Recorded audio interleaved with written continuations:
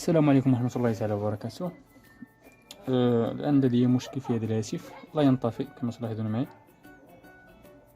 معي الهاتف لا ينطفئ أبدا. تشاهدون معي، لكن في حالة ما قمت بتوصيل الشحن الهاتف ينطفئ كما تلاحظون معي. الهاتف ينطفئ. المشكل لا يوجد في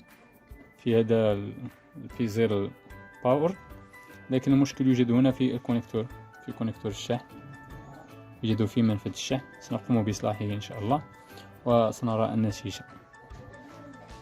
لا أطول عليكم الفيديو، سأقوم بتغيير كونكتور الشحن ثم أعود إليكم. لكن قبل تغيير كونكتور الشحن سأحاول تنظيفه، وربما تنجح معنا العملية.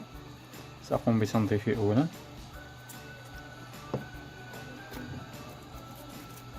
لأن أحيانا عندما يكون منفذ الشحن به يعني بعض القطرات ما يصيبه الماء مثلا، فيعطينا هذه النتيجة.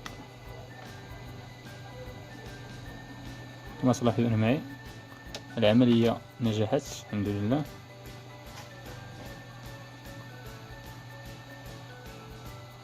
أتمنى أن يكون هذا الفيديو قد نال إعجابكم، والسلام عليكم ورحمة الله تعالى وبركاته. ولا تنسوا الاشتراك في القناة والضغط على زر الإعجاب، وكذلك تفعيل الجرس ليصلكم كل جديد إن شاء الله. السلام عليكم، إلى فيديو جديد بحول الله.